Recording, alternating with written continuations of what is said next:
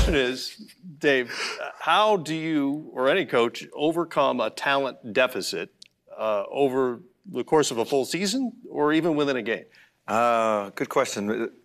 You can tinker, but to run out trick plays or special things over the course of a long season, the players aren't going to buy in. They're not going to believe in that stuff. So it's more about what you want to be about and trying to do it night to night and occasionally run some disruptions. You know, you might shadow or hit in the backcourt a trap, translated, or come out in a zone after a timeout or, you know, some of those kinds of things. But you can't trick them in the NBA generally. Everybody kind of knows what everybody else is doing. And the tendencies, and there's more video than there has ever been in technology. Yeah. But I think you got to catch some nights where you're catching a team at a tough night. You need to know that that's their 4th and 5 nights, and you haven't played that. That's maybe one you target as a team that's struggling with their record to pick one off there.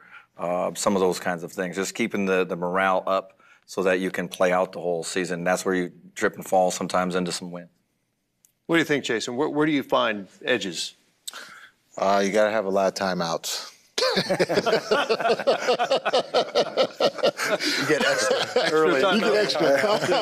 You got to lobby for a couple more timeouts.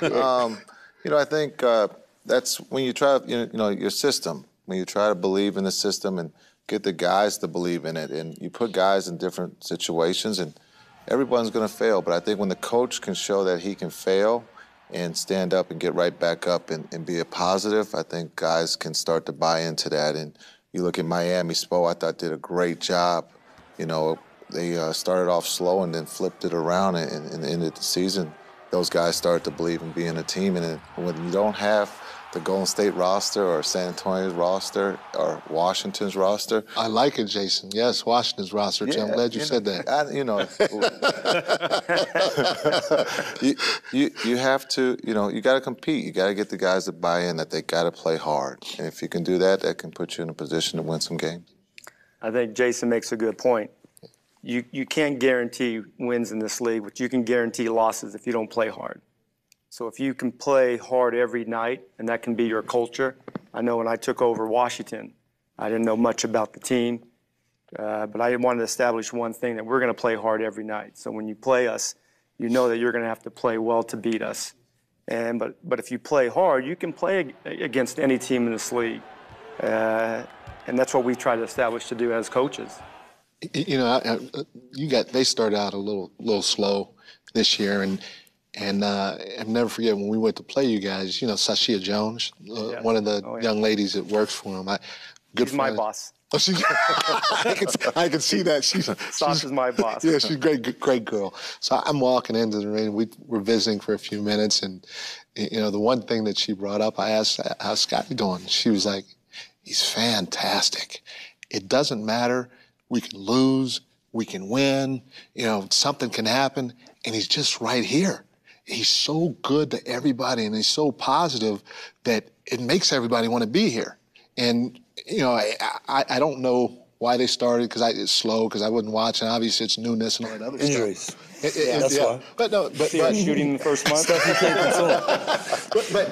But, you know, to hear her as an employee say that about him as a head coach, that was, you know, obviously refreshing to hear, and you can understand how they survived that early speed bump.